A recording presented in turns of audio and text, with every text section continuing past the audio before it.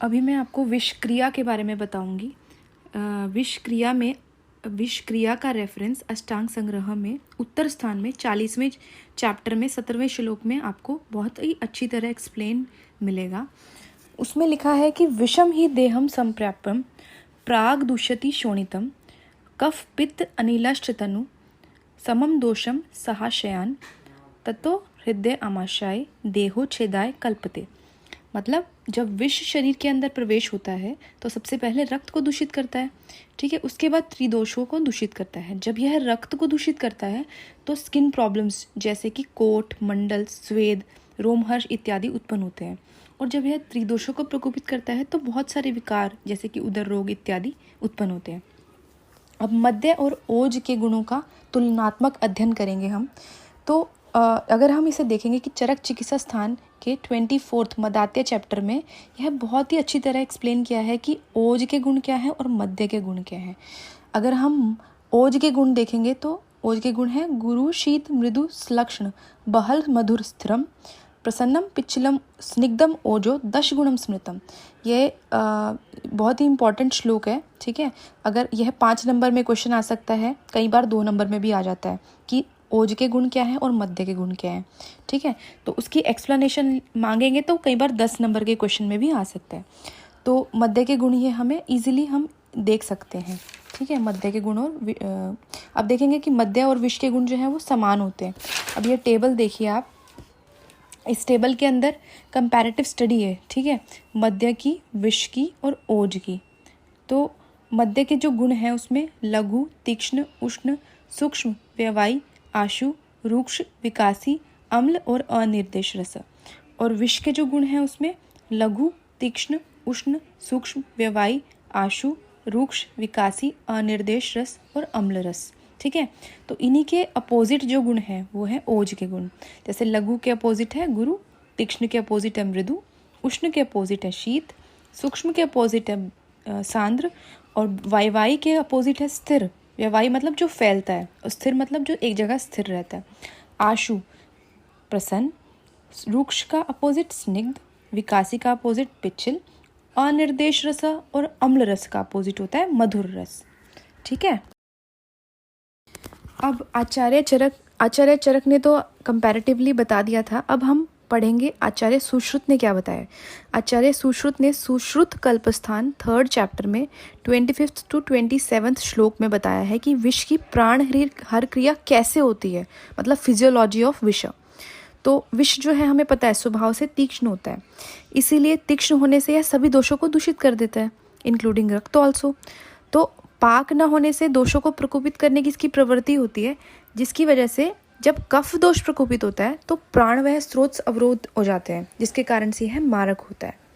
अब हम देखेंगे आचार्य चरक ने जो है विष के स्वभाव के लिए क्या बताया है।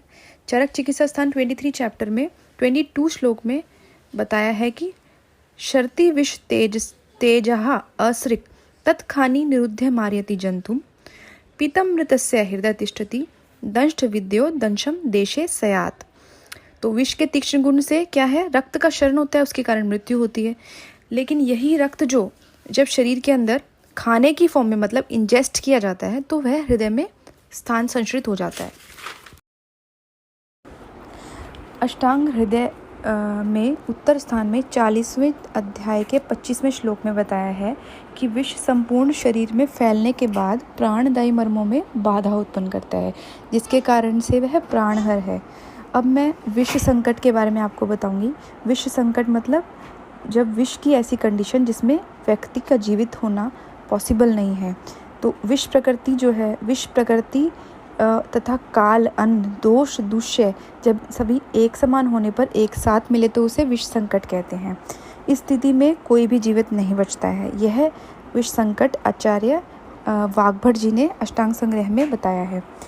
तो उसके बाद जब जो भी कंडीशन है, इस कंडीशन में फेवरेबल चीज़ें क्या क्या होती हैं वो मैं बताने जाऊंगी। जैसे कि विष जो है, विष इज़ फेवरेबल विद पित्त प्रकृति। अगर कोई व्यक्ति पित्त प्रकृति का है तो विष उसमें प्रबल लक्षण जल्दी दिखाएगा। एंड मध्याह्न मतलब आफ्टरनून में जब पित्त प्रबल होता है तब भी विष के जो गति है वो तीव्र होगी। विष की जो योनि होती है वो अम्बु योनि है, जैसे कि मैंने आपको पहली क्लास में बताया है। और विष जो प्रबल रूप दिखाता है वह वर्षा ऋतु में दिखाता है। अब हम बात करेंगे अष्टांग संग्रह में अदर एग्रीवेटिंग फैक्टर्स। अष्टांग संग्रह में हमें पता चलता है कि जो व्यक्ति भूखा रहता है, जैसे शुद्धा मतलब भूखे पेट कोई व्यक्ति है, उसके अंदर विष जल्दी प्रबल होगा, मतलब जल्दी विषाक्तता के लक्षण आएंगे। तृष्णा, जो व्यक्ति प्यासा है उसके अंदर भी अगर विष चला गया है तो भी जल्दी लक्षण उसके अंदर आएंगे। जितने भी वेग बताए हैं आगे मैं अपने लेक्चर्स में आपको बताऊंगी, ठीक है। दुर्बल्य, जो व्यक्ति दुर्बल्य है उसमें भी जल्दी लक्षण आएंगे विष के। क्रोधी, शोक, भय, श्रम, अजीर्ण और अतिसार, इन सब में जो है विष के जल्दी लक्षण आते हैं। पित्त एवं वात वृद्धि अगर किसी की व्यक्ति के शरीर में है तो भी विष जल्दी मारक होता है। अब आचार्य चरक की बात करेंगे। आचार्य चरक ने बताया है कि विरुद्ध अन्न, जो व्यक्ति विरुद्ध अन्न सेवन करता है शुरू से, ठीक है, अगर उसने विष का पान कर लिया है या उसे विष जो है जांगम प्राणियों से चला गया उसके शरीर के अंदर, तो उस व्यक्ति में विष के वेग जल्दी प्रकट होंगे। अध्यशन, जो व्यक्ति अध्यशन करता है, मतलब पहले का खाना पचा नहीं है और दोबारा से खाना और खाता रहता है, ठीक है, जो ऐसे नित्य जो है अपने शरीर के अंदर मतलब ऐसे खाना जो है खाता है। क्रोधी व्यक्ति, शुद्धा जो भूखा है, व्यवाय, दिवा स्वप्न, ये जो है एग्रीवेटिंग फैक्टर्स रहते हैं विष के जल्दी लक्षण दिखाने के, ठीक है। अब आचार्य सुश्रुत के अनुसार मैं आपको बताऊंगी। आचार्य सुश्रुत के अनुसार विष वृद्धि कारण जो है आप देख सकते हैं राब, सहजन, कांजी, अजीर्ण, अध्यशन, दिवा स्वप्न, मैथुन, व्यायाम, क्रोधी व्यक्ति, धूप सेवन, सुरापान, तिल, कुलत, ये जो नित्य सेवन करते हैं, नित्य अभ्यास करते हैं, उनके अंदर विष वृद्धि कारण है और उनके अंदर विष के लक्षण जल्दी आते हैं।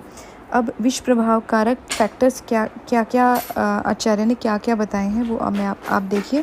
जैसे विष प्रकृति जो है उसके लिए आचार्य सुश्रुत ने नाग विष के बारे में बताया कि वो कि वर्षा ऋतु के अंदर इसमें लक्षण प्रबल रहते हैं, ठीक है, और इसमें पित्त दोष इन्वॉल्व रहता है।